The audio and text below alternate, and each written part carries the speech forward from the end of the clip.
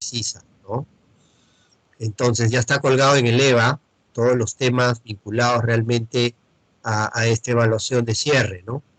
Sería bueno que hoy día, mañana, no sé, den un buen repaso y puedan conectarse, es una hora nada más, y solo va a estar habilitado el día de mañana porque hay que subir notas el día de mañana mismo, para que ustedes, los alumnos que están, puedan resolver la evaluación sin ningún problema.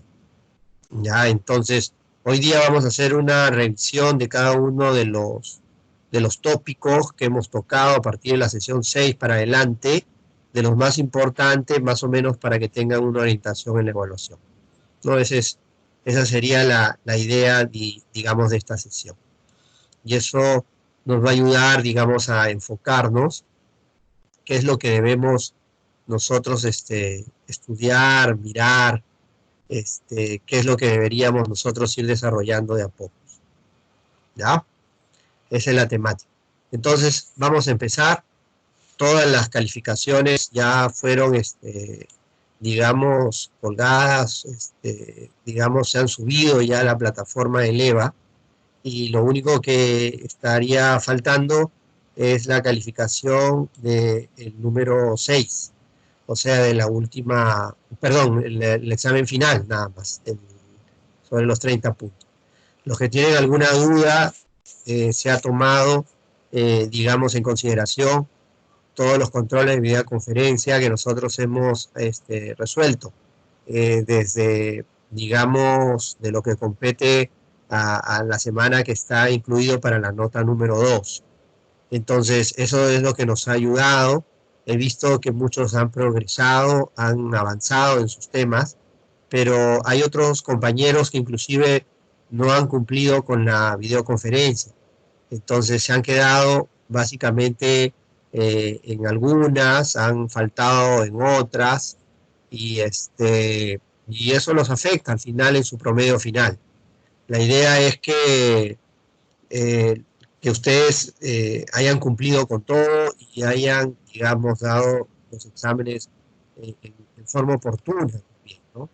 A eso nos referíamos. Entonces, esas son las calificaciones que tenemos. Mañana, a partir de las 6 de la tarde, hay que mirar, va a estar abierto el examen solo por 2 horas. Por eso ustedes tienen que estar pendientes, pero el tiempo de solución del examen es solamente 1 hora. ¿Cuál es el enfoque? El enfoque va a estar abierto de 6 a 8, si no me equivoco. Hay que ver bien los horarios en la plataforma de EVA. Ya está colgado el examen, ¿ya? Para que no tengan ningún problema, no vayan a pensar que mañana no lo doy el día lunes y ya está cerrado. Y el día lunes, ojo, nosotros tenemos como plazo final para todos los profesores subir las notas, pero a mí me gusta hacerlo un día antes. Entonces, yo de repente el mismo domingo, golpe tal vez de 10 de la noche, esté subiendo los calificativos para que no haya ningún problema. ¿Ah? ¿Cuál es el enfoque del examen? Como había dicho al inicio de esta videoconferencia, que ustedes, digamos, de lo que se trata de rescatar en el examen final es un enfoque teórico, conceptual, pero básicamente la interpretación a lo que hemos vivido, con lo que se ha desarrollado en la universidad. La idea principal de esto es que ustedes manejan la herramienta realmente internacionales, y puedan, digamos, interpretar, digamos, los conceptos más relevantes, nosotros las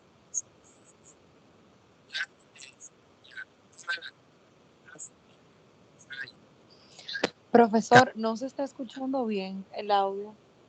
¿No se escucha bien? Ahora mejor. Ahora sí.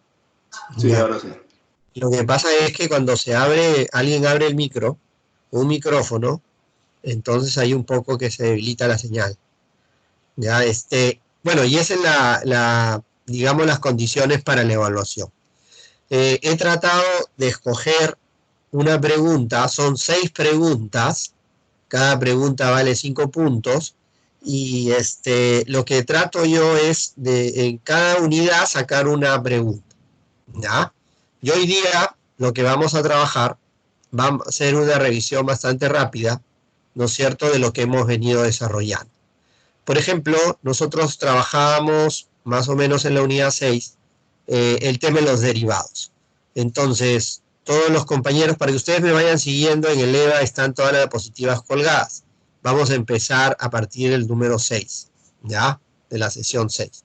Entonces, ahí habíamos hablado un poquito de los derivados. ¿Qué deben de saber los alumnos de finanzas internacionales? Tienen que saber, digamos, de qué tratan los derivados, cuáles son los derivados, para qué sirven, cuál es la influencia de los derivados, por qué son importantes, para qué se utilizan. O sea, darle sentido digamos, a la explicación de dos clases, sobre todo en el tema de las coberturas orientadas a derivados. Entonces, en esta parte nosotros hemos hablado de forward, hemos hablado de opciones, hemos hablado de futuros y hemos hablado de, finalmente, de swaps. Entonces, ¿qué es lo que el profesor busca en los alumnos? Busca en los alumnos, bueno, hicimos la clase de derivado financiero. El derivado financiero, bueno, sí lo entiendo, lo comprendo, veo la importancia que es para una empresa, veo cuáles, digamos, los riesgos que están implícitos en cada punto, veo, digamos, el tema que digamos, con el tema vinculado a lo que es, digamos, asegurar un tipo de cambio, coberturar un tipo de cambio a través de un forward, o a través de un swaps. Esa es la idea que se busca realmente con la pregunta de esta unidad. Entonces, lo que el alumno de finanzas internacionales debe manejar muy bien, cuál es la utilidad, en qué consiste y cuál es la utilidad fundamental de estos famosos derivados, ¿ya? Entonces, vamos a analizar un poquito del forward, un poquito del swap, la permuta financiera, un tema vinculado a lo que son las opciones, ¿no es cierto?, los derechos a llevar, ejecutar algo, sí o no, ver un poco, digamos, vinculado a lo que es la bolsa de productos, el tema de los futuros, ¿no es cierto? Sobre todo ver las calls, las puts, o sea, ustedes tienen que estructurar una respuesta en virtud realmente a esta unidad. Entonces, no hay que olvidar que nosotros tenemos, ¿no es cierto?, ver la utilidad de estos famosos contratos, ¿ya? Cómo facilitan realmente la operatividad y sobre todo los niveles de cobertura para las empresas, ¿ya? Entonces, en el punto número 2, o en la pregunta número 2, digamos, si queremos llamarla de esa manera, no necesariamente, porque el EVA te permite hacer un proceso, digamos, de cambio, ¿no? De poder ponerlas de manera aleatoria las preguntas. Por eso el orden, yo lo guío en función como está el sílabo, pero lo que ustedes tienen que hacer es fundamentalmente responder en relación a cada uno de los criterios que estamos tratando de imponer en esta evaluación. En el segundo punto, o en la segunda estructura o la segunda parte de la evaluación, nosotros hemos elaborado una pregunta en virtud al tipo de cambio. Ya está de moda hoy día el tipo de cambio. Hay que saber muy bien, sobre todo, las relaciones que existen, ¿no es cierto?, entre, digamos, el tema del tipo de cambio.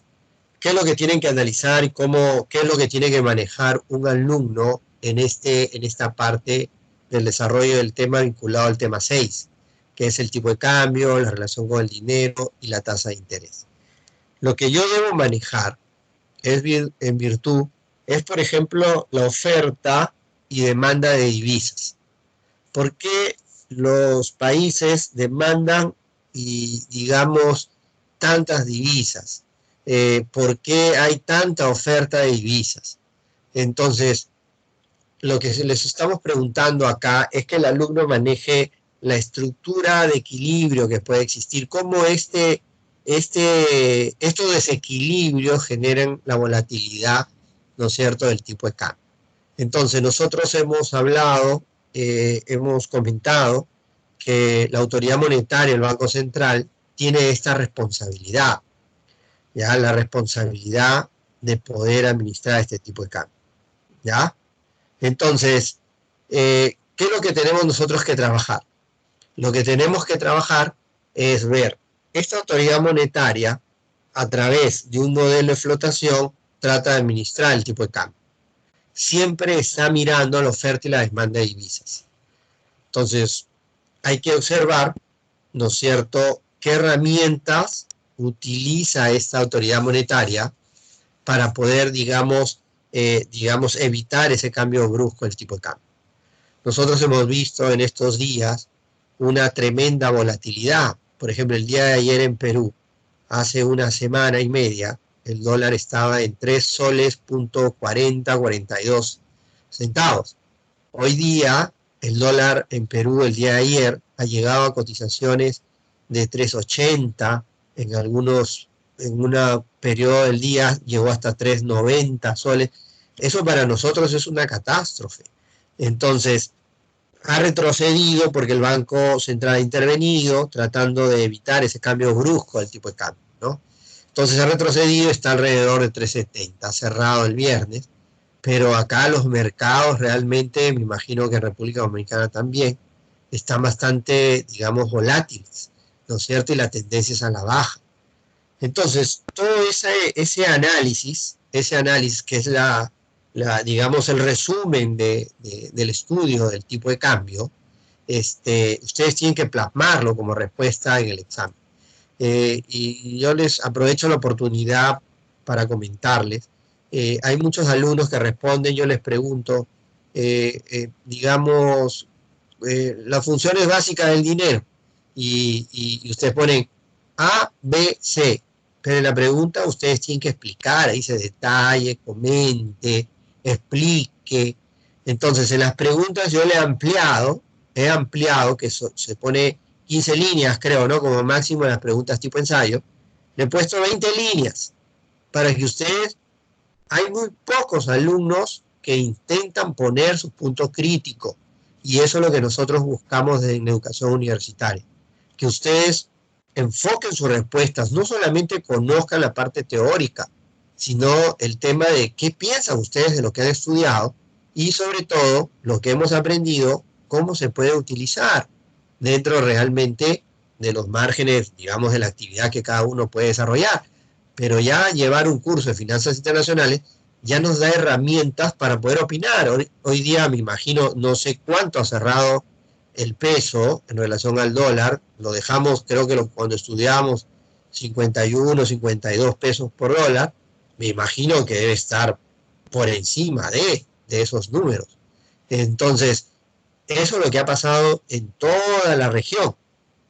Hemos visto todos los problemas y esto va a persistir. Entonces, si yo llevé un curso de finanzas internacionales y yo ya sé que los movimientos realmente del tipo de cambio afectan y yo ya sé por qué se generan, entonces yo ya tengo capacidad para hacer algún comentario, ¿ya? Eso es lo que se busca, eso es lo que el profesor intenta de una manera, digamos, volcar esa enseñanza en un efecto práctico, ¿ya? Entonces, en el tema del tipo de cambio, lo que el profesor busca es que los alumnos siempre puedan manejar, digamos, todos los temas relacionados al equilibrio del tipo de cambio. ¿Cuál es el tipo de cambio? Real, nominal, ver el tema vinculado a lo que es inversión extranjera, por qué llega la inversión extranjera, por qué se va. Entonces, todos esos aspectos nosotros los tenemos que interiorizar en este proceso.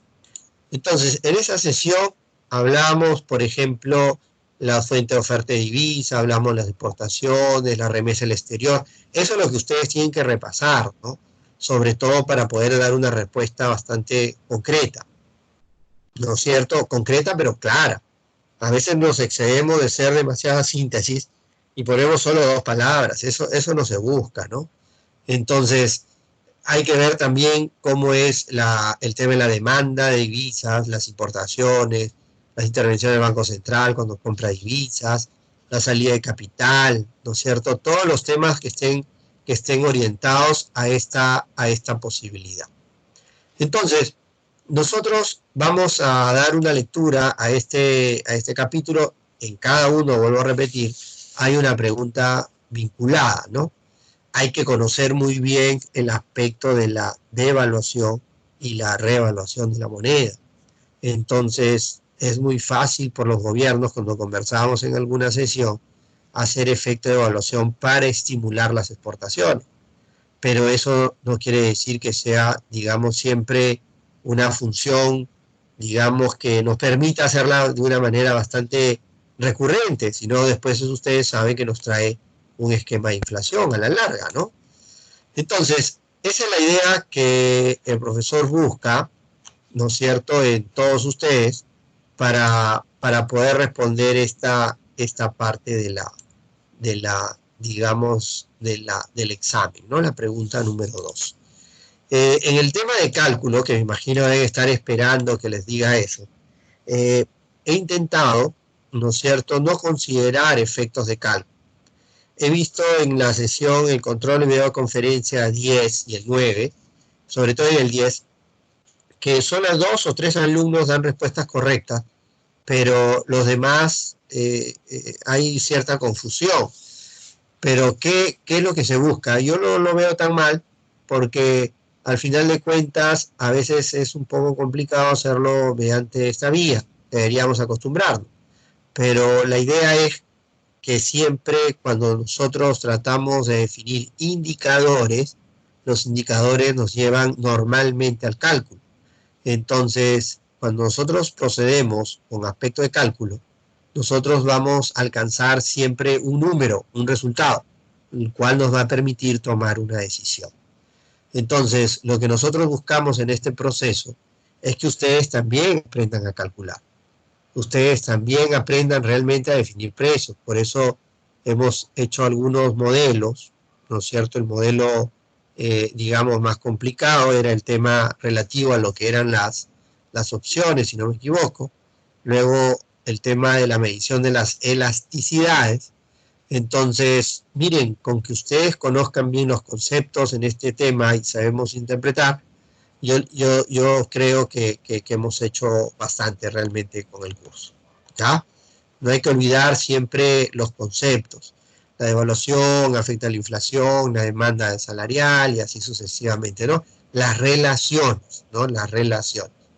No hay que olvidar que existe con el coeficiente de interdependencia, que tanto las exportaciones y las importaciones influyen fundamentalmente en el PBI, o que tanto un país depende del comercio internacional, ¿ya? Esos son conceptos que debemos nosotros ir desarrollando, digamos, o manejarlos muy bien para poder dar un examen bastante, digamos, positivo, ¿no? Bueno, el siguiente punto que nosotros teníamos era la sesión número 8. En la sesión número 8, los puntos que desarrollamos fue sobre el tema 6, era la función básica del dinero, los principales agregados monetarios, los factores que determinan la demanda de dinero y los motivos para poseer dinero. Había muchos enfoques. Entonces, acá también tenemos una pregunta. Entonces, el alumno tiene que conocer, en primer lugar, qué es el dinero, ¿no es cierto? ¿Qué entendemos nosotros por el dinero? Entonces, nosotros siempre hemos creído que hemos pensado dinero circulante. Nosotros sabemos que el dinero, ¿no es cierto?, es básicamente un esquema de aceptación. Entonces, eso es lo que debemos en primer lugar entender. Entonces, aceptación, ¿no es cierto?, en relación a poder canalizar el pago de bienes y servicios.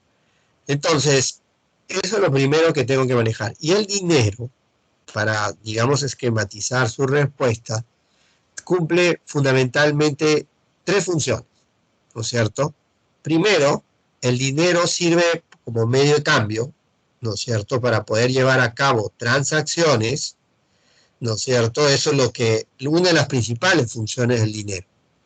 Entonces, este dinero es importante porque nos permite llevar a cabo todo tipo de transacciones, ¿no es cierto?, dentro de una determinada economía, o si no, dentro de un determinado mercado. Entonces, este dinero también tiene como característica que se representa como unidad de cuenta, ¿ya? Entonces, unidad de cuenta es para determinar la cuantificación, para poder determinar el valor realmente de los bienes, para poder registrar los bienes realmente dentro de una empresa o dentro de una, digamos, dentro de un registro de operaciones. Entonces, el dinero nos permite eso. Y eso es muy importante para nosotros, porque este dinero, ¿no es cierto?, nos puede conducir fundamentalmente, ¿no es cierto?, a poder conocer cuánto vale cada uno de los bienes y servicios como unidad de cuenta. La tercera característica que tenemos es que es depósito de valor. Todas las unidades económicas siempre generan excedentes. Hoy en día, con este tipo de pandemia, nosotros tenemos ciertos problemas, ¿no es verdad? En el sentido, si bien acá en Perú todos los bancos están abiertos y todos los que están dentro de la cadena productiva, ¿no es cierto?, también tienen facilidad para operar al margen también de los hospitales, la seguridad y ese tipo de cosas. Pero las demás actividades dentro de la economía no funcionan. Entonces, ¿qué van a hacer las empresas o cómo van a hacer las personas, sobre todo independientes? Entonces, lo que van a tratar es de utilizar esos excedentes que alguna vez los guardaron, ¿no?, para salvaguardar poder adquisitivo, que después es el otro punto que debemos nosotros desarrollar. Entonces, yo cuando con el dinero lo que estoy haciendo es tratar de sacrificar consumo, cuando lo ahorro, consumo presente por consumo futuro, ¿no? Entonces hoy día se pone en evidencia y es necesario, ¿no?, que muchos ciudadanos, muchas empresas van a tener que utilizar de una u otra manera, ¿no es cierto?, los esquemas de ahorro que pudieron tener en un momento. Si bien existen muchas tareas por parte del gobierno en darle flexibilidad, digamos, a dilatar el pago de los impuestos, de algunos servicios, pero al final de cuentas todos tienen deudas. Y las deudas también los bancos han intervenido pateando las obligaciones a 30 días, otros a 60 días, ya unos han ido hasta 90 días. Pero no es en todos los casos, y aparte no hay lonche gratis, ¿no? Siempre hay un costo, digamos, que se va a tener que asumir. Entonces, pero por lo menos no se deteriora la calificación del deudor. Entonces, en resumen, hay que conocer bien en este curso lo que nosotros entendemos con lo que es el dinero. Dinero para nosotros sirve para transacciones a través de medio de cambio, unidad de cuenta para el registro de operaciones y como depósito de valor, fundamentalmente para poder salvaguardar poder adquisitivo. Entonces, seguíamos haciendo las clases y hablábamos de la masa de dinero, hablamos de M1, ¿no es cierto?, del circulante, M2 y M3, ¿no? Entonces, eso ya es un tema un poco más, digamos, más desarrollado. Lo importante en este segmento es que ustedes sepan muy bien cuáles son las funciones del dinero y qué cosa es el dinero, ¿ya? Adicionalmente a ello, los alumnos tienen que manejar de una manera adecuada en qué consiste la demanda del dinero, ¿no? Nosotros hacemos para pago, son un servicio de liquidez, y hay que también tener en cuenta que nosotros cuando tenemos dinero, también estamos, digamos, dentro del riesgo de inflación. Entonces ahí venía el tema que hemos manejado en lo que era lo real, ¿no es cierto?, y lo nominal. Entonces, son varios aspectos que vamos a comenzar a desarrollar que ustedes tienen que manejar, digamos, bien en su examen para que puedan dar una respuesta bastante, digamos, positiva, ¿ya? Entonces, continuamos con este aspecto, ¿no es cierto? Habían los factores de la demanda del dinero, ya, y el por qué van a poseer dinero, ¿no? Algunas personas lo tienen para especular, pero a lo que voy es que debemos manejar siempre los temas centrales de cada una de las diapositivas. Y después llegamos al tema del dinero y veíamos la relación. Y eso es bien importante, muy importante, sobre todo para el profesor, que los alumnos puedan manejar bien los efectos del crecimiento de la oferta monetaria. ¿Ya? ¿Por qué? Porque ahora nosotros vamos a ver un tema de efecto de crecimiento de la masa monetaria. Definitivamente, para poder estimular, se va a tener que estimular la demanda, ¿no? Entonces, van a haber un tema de inyección de liquidez realmente al mercado. Entonces, vamos a estar atentos en estos días, se debe dar en todos los países, sobre todo, este estímulo, ¿no? Este estímulo que ya empezaron algunos países, por ejemplo, en Perú, han bajado la tasa de referencia desde 2.25, que estaba, ¿no es cierto?, desde noviembre, si no me equivoco, la han bajado en Perú a 1.25, es bastante, un punto. Entonces, un poco que nos estamos alineando a lo que ha hecho la Reserva Federal, de bajar su tasa de referencia casi a 0%. Cero está en el rango entre 0 y 0,5, o sea, casi cero. Entonces, nosotros estamos en 1.25, ¿no? Esa demora que ha tenido el Banco Central local en aplicar realmente esa medida monetaria que está relacionada al dinero, a la oferta monetaria, pues ha hecho que el dólar pues trepe tan alto, ¿no?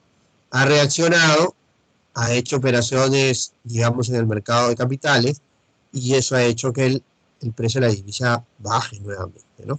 Entonces, son esquemas que debemos estar atentos para poder saber responder. Yo les he hecho una pregunta, miren, no vamos a pecar de que ustedes se sienten en el computador a dar su examen y luego no sepa dónde orientar mi respuesta.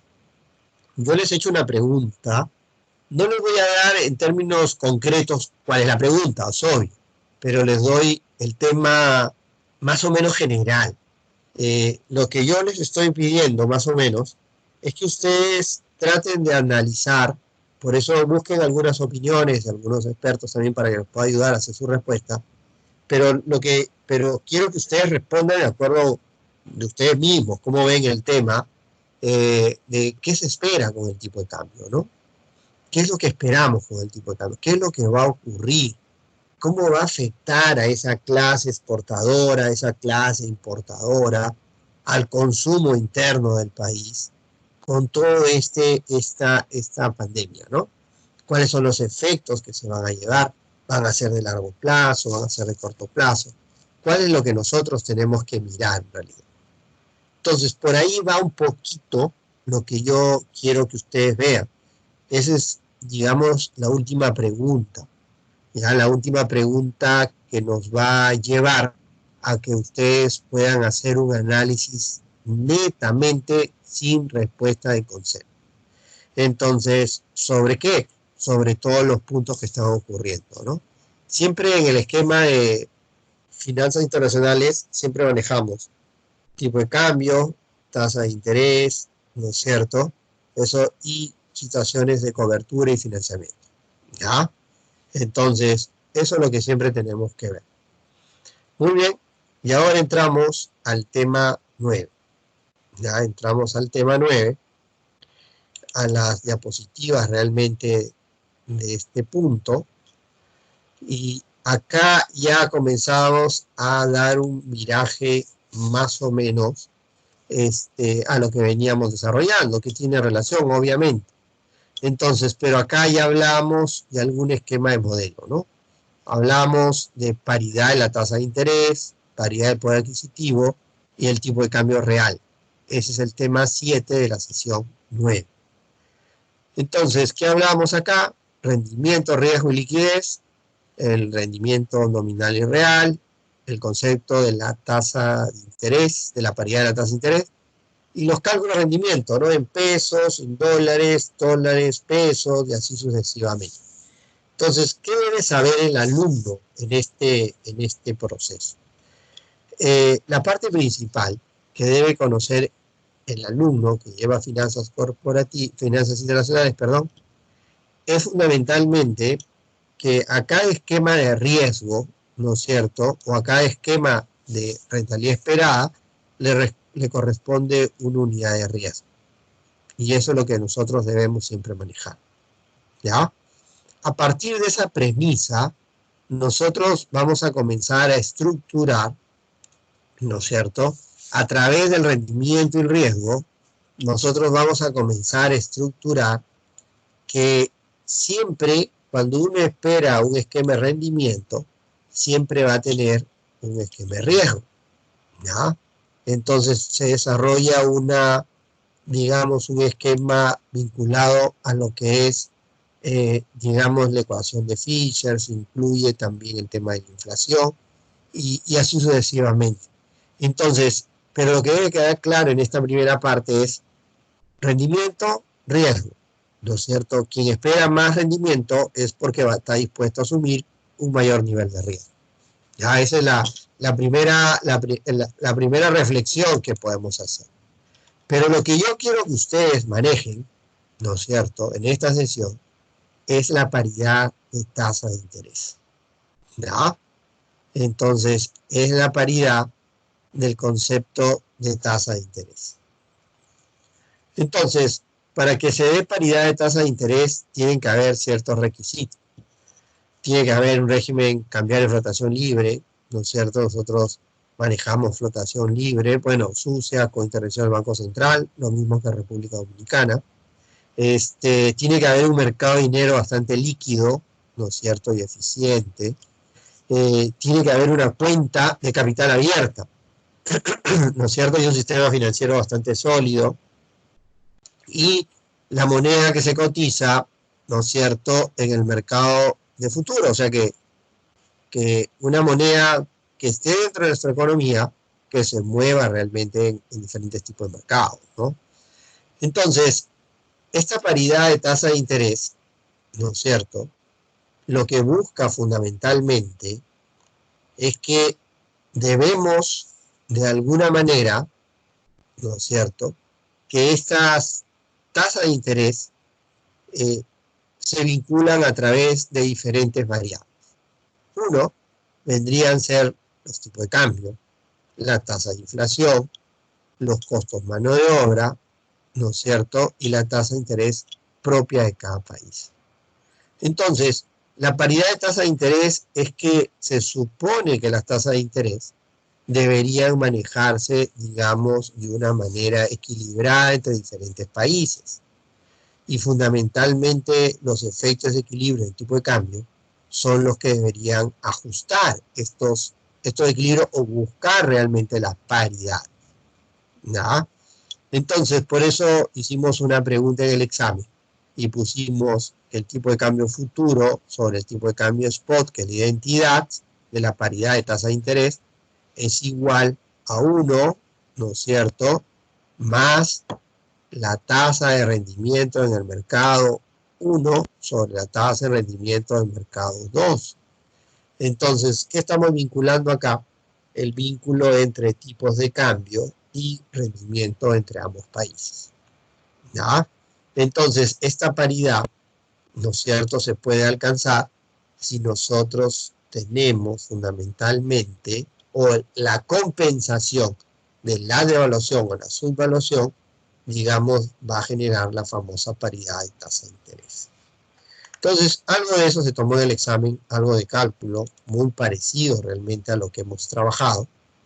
Y bueno, eso es los temas realmente de desarrollo.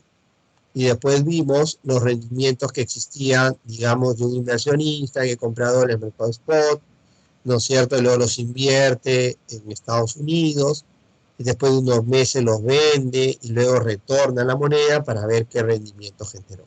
Lo hicimos en ambas monedas y ese es el esquema realmente, digamos, de concepto que lo hemos trabajado y ver en qué plaza es más rentable, digamos, llevar a cabo una inversión, ¿no? Eso es el término generales, pero lo que debemos conocer muy bien es la teoría de paridad de tasa de interés, ¿ya?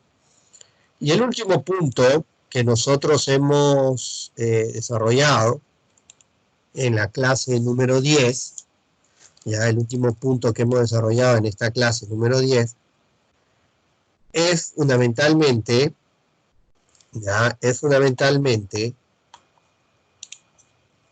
el tema del concepto de paridad de poder adquisitivo. Hablamos de paridad de tasa de interés, luego hablamos ahora de paridad de poder adquisitivo. Para ello, desarrollamos ley de precio único, ¿no es cierto? La paridad de poder adquisitivo absoluto, la paridad de poder adquisitivo relativo, ¿no es cierto? Y la relación de paridad de tasa de interés y paridad del poder adquisitivo. Entonces, finalmente, estructuramos un poquito lo que concierne a lo que es el tipo de cambio real, ¿no es cierto? Y cerramos con la sobre y la subvaluación de la moneda. Entonces, con ello cerramos el curso, ¿no es cierto? El tema de la explicación y todos los puntos realmente que los alumnos deberían manejar. Entonces, hablábamos del poder, de la paridad de poder adquisitivo, ¿no es cierto? Y decíamos que el tipo de cambio hoy depende de la tasa de interés de moneda nacional, el tipo de cambio futuro, la tasa de interés extranjero, ¿no es cierto? Y local. Entonces, un conjunto de datos que nos ayudaban fundamentalmente a determinar cuál era realmente esta posición. ¿De verdad? Entonces, esa era la idea de este conjunto de diapositivas que nos va a ayudar sobre todo a responder nuestro examen. Luego de ello, veíamos la interacción que existía entre la paridad de poder adquisitivo y veíamos todos los segmentos realmente que estaban involucrados. Asimismo, habíamos desarrollado que para poder explicar esta paridad de poder adquisitivo, había, digamos, en 3 etapas se desarrollaba esto: ley de precio único, paridad de poder adquisitivo absoluto y relativo. Entonces, luego comenzamos a definir realmente cada uno de ellos, ¿ya? Y entonces decíamos que cuando había ausencia de costo de transporte, que fue una pregunta del examen, barreras al comercio, ¿no? Productos idénticos. Entonces, los productos deberían tener el mismo precio en diferentes países, ¿no? La ley del famoso precio único. Y explicábamos un poquito también ese esquema que planteaba, digamos, Big Mac, ¿no? O sea, debería realmente manejarse paridad Big Mac, ¿no? Un tema que esta revista de Economics, si no recuerdo, planteaba y decía que la hamburguesa, esta Big Mac, que está en diferentes países, debería tener un solo precio, ¿no? Entonces, y debería costar lo mismo, ¿no? Entonces, y si no se cumple, una moneda estaba sobre o subvaluada, ¿no? Esa era la conclusión de este ejercicio en virtud realmente a la ley de precio. Entonces, este tipo de actividades que nosotros estamos observando, o este tipo de conceptos, nos ayudan mucho a aclarar en qué consiste realmente la teoría de paridad de poder adquisitivo, ¿no? Veíamos que en diferentes países del mundo una hamburguesa podría costar, inclusive en Suiza, $6.60 o en Rusia $1.68. Entonces esa volatilidad se reflejaba fundamentalmente en el esquema de la definición de cómo está una moneda respecto a otra, ¿no? Eso es lo que nosotros obteníamos en este proceso de análisis. Y se daba algunos criterios, sobre todo, ¿no?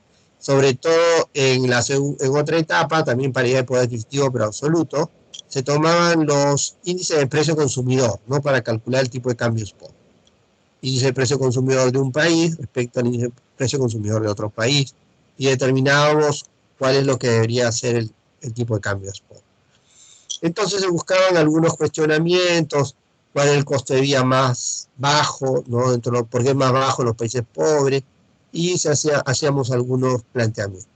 Hasta que llegamos al poder adquisitivo, ¿no es cierto?, relativo. Y ahí se incluía, digamos, el tema de la relación no solamente del nivel de precios para poder determinar la famosa tasa de cambio, ¿no? Entonces, veíamos el tema de inflación y así sucesivamente complementábamos todo el proceso realmente de desarrollo.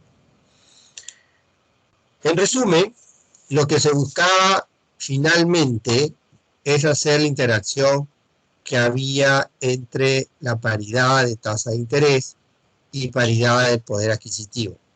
Juntábamos las dos fórmulas y hacíamos la igualdad y despejábamos y teníamos una relación que nos permitía definir qué tasa de interés en México sería compatible con la diferencia de tasa de inflación, ¿no es cierto? Y así sucesivamente hicimos algunos ejercicios que se tomaron en las evaluaciones. Ya para culminar realmente todo lo que hemos hecho haciendo esta síntesis de todos los puntos que competen en el examen final, llegamos al famoso tipo de cambio real, ¿no? Entonces, el tipo de cambio real, que ahora, digamos, se cuestiona mucho o se maneja mucho en función realmente a las distorsiones que existen hoy en día en la economía. Entonces, hacíamos un cálculo de este famoso tipo de cambio real, y el último punto que hemos conversado es sobre la subvaluación de una moneda, ¿no?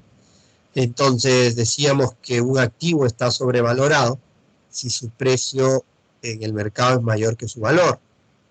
Un activo estaba subvaluado si su precio es menor que su valor. Y así sucesivamente. Entonces, eso es lo que hemos desarrollado, ¿no es cierto?, en estas sesiones en función a la sobre y la subvaluación de la moneda. Entonces, también finalmente tocamos un punto que antes de terminar con esto, era sobre el tema, qué cosa era el valor, ¿no? El valor de un activo, ¿no? Entonces, llegamos a la conclusión que era un concepto bastante abstracto, ¿no? El valor, preferimos decir el precio, ¿no? El precio es más exacto, ¿no? El precio de algo. Entonces, hacíamos las relaciones y hicimos un ejercicio finalmente sobre determinar la sobrevaluación de una moneda a partir de los índices de precio de los diferentes países.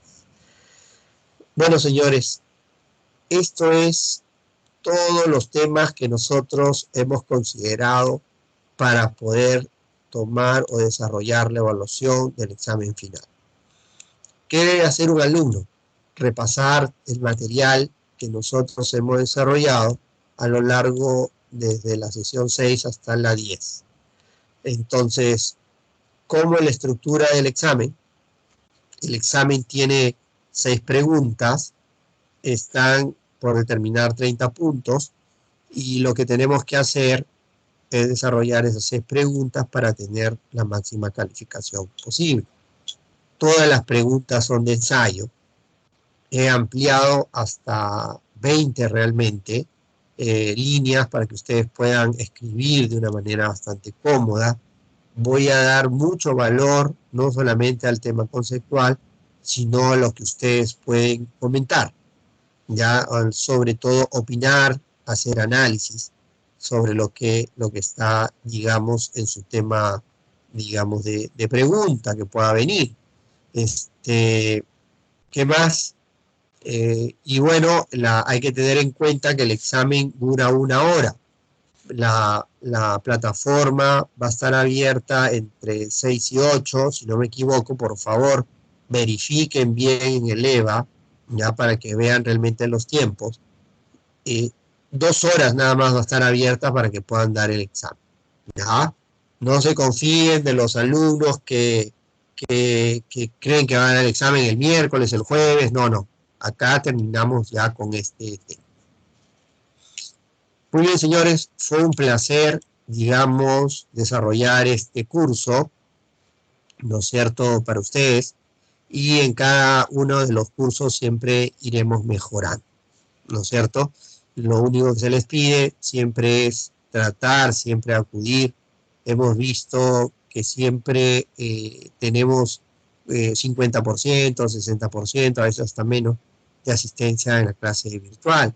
Entonces veo a algunos alumnos que no han rendido algunos exámenes, entonces por X, B motivo, pero eso les afecta también sus calificaciones. Muy bien, señores, muchas gracias. No sé, nos quedan algunos minutos. Y si ustedes tienen algo que comentar o preguntar, estamos a su disposición. ¿Ya? Por mí, eso es todo. Y bueno, mañana mucha suerte, que les vaya de una manera bastante óptima en su examen. Gracias, profesor. Yo tengo una inquietud acerca de que le escribí por WhatsApp acerca Ya, de mi, ajá, y quería saber si usted lo había visto porque quería obtener respuesta acerca sí, de mi calificación del segundo parcial. del segundo parcial. Sí, el segundo parcial, tu caso en sí no lo he visto, pero más o menos te comento cuál ha sido el criterio. Nosotros hemos considerado todas las evaluaciones hasta la evaluación 7, si no me equivoco, 8. Entonces, hasta la evaluación 8. Entonces, de la evaluación 8 ha ido la 6, la 7 y Pero la 8. una pregunta, la evaluación 8 hasta el segundo parcial, porque yo Sí, pensé que después para el segundo parcial pensé que iban a evaluar 7, 8, 9 y 10. Creo que hasta la 10 es que estamos. déjeme ver. En el segundo, no, en la parcial hasta la 10, no, porque todavía no habíamos acabado. Todavía no habíamos hecho todavía la 8, la 9, creo, todavía no habíamos hecho ni la 10. El segundo parcial tiene algunas semanas, si no me equivoco, por acá lo tenía anotado. A ver, déjeme unos minutos. Yo lo tenía anotado por acá porque siempre hacemos el registro de hasta dónde deberíamos tomar. Bueno, pues usted me responde por WhatsApp porque como esto lo suben al YouTube para que usted siga avanzando con la clase. Ok, te respondo yo por WhatsApp, porque yo lo tengo ya bastante estructurado, como lo manejo en Excel, y lo tengo mapeado, ¿no? En función a las directrices de la universidad. Yo lo veo acá, de todas maneras te respondo por el WhatsApp, ¿ya? No te preocupes. ¿Alguien tiene otra pregunta que quiera hacer? Si no hay más. Profesor, al final, ¿habrán preguntas que habría que hacer cálculos? No, en esta oportunidad no lo hay. Eso sí les puedo adelantar. Lo que yo quiero es que ustedes repasen las diapositivas, el material, y traten de enfocar no solamente un esquema conceptual, sino un esquema práctico, ¿no? En función, por eso todas las preguntas tienen el famoso comente, ¿no? Para que ustedes den su opinión. Eso es lo que busco. Eso es lo que quiero que ustedes lleguen a ese punto, ¿no? Que va a ser bastante bueno realmente para todos, ¿no? Nada de cálculo, cero cálculo. ¿Sí? ¿Hay alguna otra pregunta?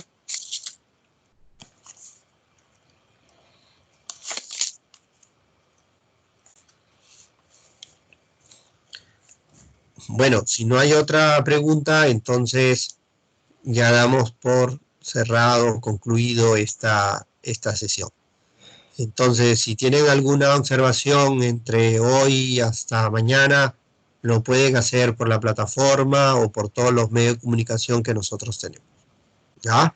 Siempre estamos prestos, estamos acá en aislamiento social, entonces no hay ningún problema para poder responder cualquier pregunta que puedan hacer. Muy bien, señores, eso es todo por hoy. Suerte y cuídense, pues. Sigan las indicaciones que da el gobierno para controlar. Gracias, igual. Ok, cuídense. Chao, chao. Bye, gracias. Chao, chao.